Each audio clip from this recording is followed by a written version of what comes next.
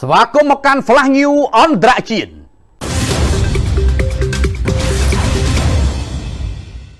អាមេរិកកាន់តែវាយចង្គមអ៊ីរ៉ង់កាន់តែមុតគម្រាមកំទេចបណ្ដាប្រទេសនៅក្នុងតំបន់ឈូងសមុទ្រពាក់បើអាមេរិកហ៊ានតែបកការវាយប្រហារជាថ្មីមកលើខ្លួនគណៈមានសេចក្តីរាយការណ៍ថាអ៊ីរ៉ង់ទំនងជាទទួលបានសិទ្ធិគ្រប់គ្រងលើការធ្វើដំណើររបស់នាវានានា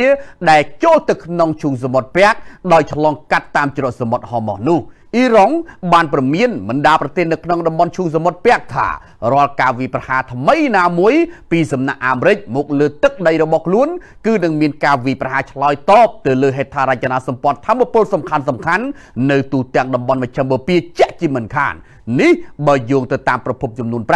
មន្ត្រីជាន់ខ្ពស់ចំនួន2រូបរបស់អ៊ីរ៉ង់ប្រភពចំនួន2នៅឈូងសមុទ្រពាក់និងមន្ត្រីទូតជាន់ខ្ពស់ម្នាក់នៅតំបន់មជ្ឈមបូព៌ាដែលដឹងរឿងខាងលើបានលើកឡើងថាលោកអាបាសអារ៉ាជីរដ្ឋមន្ត្រីការបរទេសអ៊ីរ៉ង់បានជជែកជាមួយនឹងសមាភិកីអារ៉ាប៊ីសាអូឌីតទូគីនិងហ្គាតាព្រមជាមួយនឹងមេតបប៉ាគីស្ថានផងដែរដោយលោកអារ៉ាជីបានជំរុញឲ្យសម្ព័ន្ធមិត្តរបស់អាមេរិកនៅក្នុងតំបន់ឈូងសមុទ្រពាក់បញ្ចុះបញ្ចូលលោកប្រធានាធិបតីត្រាំកុំឲ្យវាយប្រហារលើអ៊ីរ៉ង់ជាថ្មីអីសោះបើមិនដូច្នោះទេអ៊ីរ៉ង់នឹងគំទេចទ្រព្យសម្បត្តិអាមេរិកនិងរោងចក្រថាមពលនៅទូទាំងតំបន់ឈូងសមុទ្រពាក់វិញហើយផងដែរអ្នកវិភាគមើលឃើញថាអ៊ីរ៉ង់ហ៊ានគំរាមអាមេរិកវិញយ៉ាងដូចនេះដោយសារតែអ៊ីរ៉ង់ទំនងជាមានចង្គមមុតស្រួចនៅឡើយទេគណៈអាមេរិកវិញទេដែលអាវុធកាន់តែខោចនោះតួយ៉ាងមីស៊ីលស្ទាក់ចាប់សម្រាប់ប្រព័ន្ធថាតគឺសល់ត្រឹមតែប្រហែលជា 20% តែប៉ុណ្ណោះហេតុដូច្នេះបើហ៊ានតែប្រយុទ្ធគ្នាតែមួយប្រើទៀតប្រកបជាអស្ចារ្យជាមិនខានដោយឡែកងាកទៅមើលការចរចាគ្នាដែលកំពុងតែបន្តវិញមានសេចក្តីរាយការណ៍ថាកិច្ចព្រមព្រៀងដែលស្នើឡើងរវាងអ៊ីរ៉ង់និងអូម៉ង់ដើម្បីជួយបញ្ឈប់សង្គ្រាមរយៈពេល5ខែមកនេះនឹងផ្ដល់សិទ្ធិឲ្យអ៊ីរ៉ង់គ្រប់គ្រងលើនាវាដែលធ្វើដំណើរចូលឈូងសមុទ្រពាក់តាមច្រកសមុទ្រហូម៉ូសប៉ុន្តែអាមេរិកនៅមិនទាន់និយាយអ្វីនៅឡើយទេពាក់ព័ន្ធទៅនឹងសំណើនេះដោយលោកដូណាល់ត្រាំគ្រាន់តែលើកឡើងថាចិត្តមានកិច្ចព្រមព្រៀងដើម្បីបើកច្រកសមុទ្រហូម៉ូសឡើងវិញហើយចំណែកឯរដ្ឋមន្ត្រីជាន់ខ្ពស់ម្នាក់នៅតំបន់ឈូងសមុទ្រពាក់បានលើកឡើងថាឱកាស50-50ដែលថាអ៊ីរ៉ង់និងអ៊ូម៉ង់ឈានទៅដល់កិច្ចព្រមព្រៀងពាក់ព័ន្ធទៅនឹងច្រកសមុទ្រដ៏សំខាន់មួយនេះនៅថ្ងៃសុក្រស្អែកនេះអ៊ុយក្រែនកាន់តែស្រវាំងភ្នែកទទួលស្គាល់ជាថ្មីថាមីស៊ីលរុស្ស៊ីពិបាកស្ទាក់ចាប់ណាស់សូម្បីមួយគ្រាប់ក៏ចាប់មិនបានផងនៅក្នុងការវាយប្រហារសងសឹកលើអ៊ុយក្រែនដែលសម្លាប់មនុស្សអស់21នាក់និងធ្វើឲ្យរង្គើទីក្រុងគីវជាថ្មីម្ដងទៀតនៅក្នុងការវាយប្រហារសងសឹកជាថ្មីនេះរុស្ស៊ីបានប្រើប្រាស់ទាំងមីស៊ីលប៉ាឡេស្ទិកផងនិងដ្រូនផងនៅក្នុងពេលដំណើរគ្នាដោយនៅក្នុងនោះបានបណ្ដាលឲ្យមនុស្ស17នាក់ស្លាប់នៅក្នុងទីក្រុងគីវនិងតំបន់ជុំវិញនោះគណៈទីក្រុងហ្គាគីវមានមនុស្សម្នាក់បានស្លាប់និងតំបន់ដូណេកមាន3នាក់បានបាត់បង់ជីវិតនៅក្នុងការវាយប្រហារដ៏ខ្លាំងក្លានេះអ៊ុយក្រែនបានរាយការណ៍ថាมันអាចស្ទាក់ចាប់មីស៊ីលរបស់រុស្ស៊ីបានឡើយសូម្បីតែមួយគ្រាប់ក៏បាញ់ទម្លាក់មិនបានដែរដោយសារតែខ្វះប្រព័ន្ធការពារដែនអាកាស Patriot ដែលផលិតដោយអាមេរិកកាំងនេះពេលកន្លងមកនេះអ៊ុយក្រែនធ្លាប់បានទទួលស្គាល់បែបនេះម្ដងរួចមកហើយផងដែរក៏ប៉ុន្តែបានអះអាងថាបើមានខែ Patriot គ្រប់គ្រាន់មីស៊ីលរបស់រុស្ស៊ីប្រហែលជាចូលមិនចុះនោះឡើយ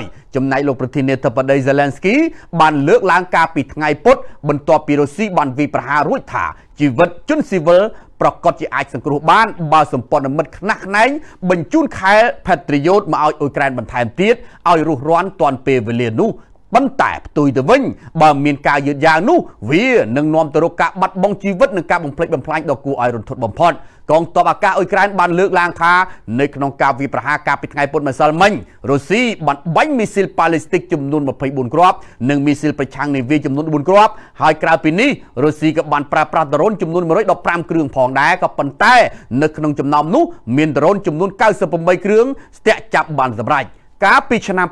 2025ចន្លោះពីថ្ងៃទី6កក្កដាដល់ទី5ខែសីហាមីស៊ីលរុស្ស៊ីបាញ់មកចំនួន192គ្រាប់អ៊ុយក្រែនស្ទាក់ចាប់បាន128គ្រាប់ទៅហើយប៉ុន្តែចូលដល់ឆ្នាំ2026នេះបើធៀបទៅនឹងរយៈពេលដូចគ្នាកាលពីឆ្នាំ2025រុស្ស៊ីបាញ់មីស៊ីលមក351គ្រាប់អ៊ុយក្រែនស្ទាក់ចាប់បានត្រឹមតែ156គ្រាប់តែប៉ុណ្ណោះ ដែលនេះបង្ហាញថាសមត្ថភាពស្ទាក់ចាប់របស់អ៊ុយក្រែនមិនមែនអាប់ដេតទេគឺអាប់ដាវនតែម្ដងសូមបញ្ជាក់ថារុស្ស៊ីបានបង្កើនការវាយប្រហារលើទីក្រុងគៀវយ៉ាងខ្លាំងក្លានៅក្នុងរយៈពេលប៉ុន្មានសប្តាហ៍ចុងក្រោយនេះគណៈអ៊ុយក្រែនក៏បានបង្កើនការវាយប្រហារលើហេដ្ឋារចនាសម្ព័ន្ធស៊ីវិលរបស់រុស្ស៊ីផងដែរនៅក្នុងនោះមានដូចជារោងចក្រថាមពលជាដើម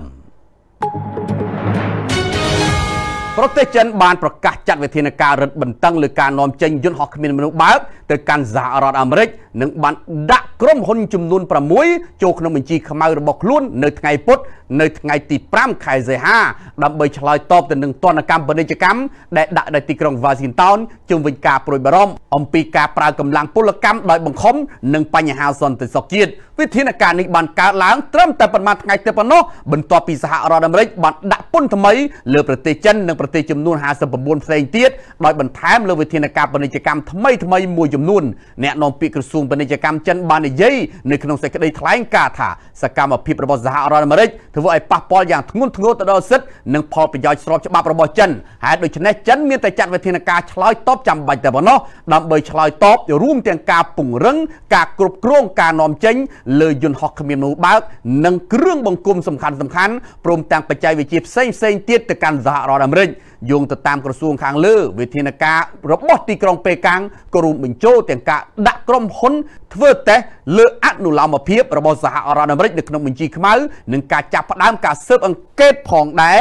នៅក្នុងផ្នែកសន្តិសុខជាតិលើការនាំចូលម៉ាស៊ីនបោះពុម្ពម៉ាស៊ីនថតចម្លងការិយាល័យផងដែរក្រៅពីនេះប្រទេសចិនក៏បានដាក់ទណ្ឌកម្មលើក្រុមហ៊ុនអាមេរិកចំនួន6ផងដែរនៅក្នុងនោះរួមមានទាំងក្រុមហ៊ុនបច្ចេកវិទ្យាជីវសាស្ត្រApply DNA Zion និងក្រុមហ៊ុនស្រាវជ្រាវភូតសាស្ត្រដែលមានឈ្មោះថា Stanton Reservoir ជាដើមដោយហាមឃាត់ស្ថាប័ននិងបុគ្គលិកនៅក្នុងប្រទេសចិនមិនឲ្យធ្វើប្រតិបត្តិការពង្រីកកិច្ចសហប្រតិបត្តិការឬក៏ធ្វើសកម្មភាពផ្សេងទៀតជាមួយនឹងក្រុមហ៊ុនទាំងនោះឡើយ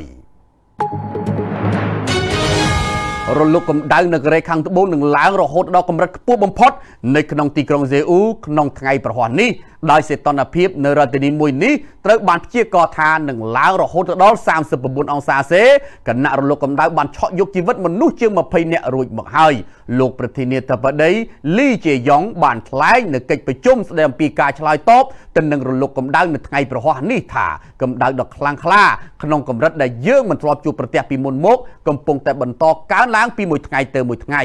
លក្ខណៈនៃរលកកម្ដៅដែលពីមុនយើងធ្លាប់ឃើញតែនៅក្នុងព័ត៌មានបរទេសឥឡូវបានក្លាយជាការពិតដែលយើងកំពុងតែជួបប្រទះគណៈថ្លែងយ៉ាងដូចនេះលោកលីក៏បានបញ្ជាឲ្យក្រសួងនានានិងអាជ្ញាធរមូលដ្ឋានប្រមូលផ្ដុំធនធានមនុស្សនិងមធ្យោបាយទាំងអស់ដែលមានដើម្បីទប់ទល់រហូតដល់តែរលកកម្ដៅនេះថយចុះវិញដោយលោកបានសង្កត់ធ្ងន់លើការការពារអាយុជីវិតសុវត្ថិភាពនិងពង្រឹងវិធានការការពារសម្រាប់ប្រជាពលរដ្ឋដែលងាយរងគ្រោះនិងអនុវត្តយ៉ាងតឹងរ៉ឹងនៅការសម្រាប់ពលករដែលធ្វើការនៅខាងក្រៅអំឡុងអាកាសធាតុកំពុងតែឡើងកម្ដៅខ្លាំងសីតុណ្ហភាពដែលបានព្យាករណ៍នេះនឹងធ្វើឲ្យទីក្រុងសេអ៊ូលមានកម្ដៅគៀកទៅនឹងកម្រិតខ្ពស់បំផុតជាប្រវត្តិសាស្ត្រគឺ 39.6 អង្សាសេដែលធ្លាប់បានកត់ត្រាកាលពីខែសីហាឆ្នាំ2018អ្នកជំនាញអូតូនិយមបានលើកឡើងថាបើទោះបីជាព្យុះទីហ្វុងអាល់ពីនមិនបង្កការគំរាមកំហែងដោយផ្ទាល់ទៅដល់ប្រទេសកូរ៉េខាងត្បូងក៏ដោយប៉ុន្តែវាអាចជាកត្តាមួយដែលរួមចំណែកធ្វើឲ្យអាកាសធាតុកាន់តែក្តៅខ្លាំងដោយសារតែព្យុះដូពីនបានជួយពង្រឹងខ្យល់បក់ពីទិសខាងកើតដែលបក់ឆ្លងកាត់តំបន់ភ្នំនៃឧបទ្វីបកូរ៉េហើយធ្លាក់ចុះមកកាន់តំបន់ភាគខាងលិចក្នុងទម្រង់ជាខ្យល់ក្តៅនិងស្ងួតដែលធ្វើឲ្យរលកកម្ដៅនៅក្នុងទីក្រុងសេអ៊ូលនិងតំបន់ផ្សេងទៀតកាន់តែក្តៅខ្លាំងឡើងវិញទេសូមអរគុណសម្រាប់ការតាមដាន Flash News អន្តរជាតិ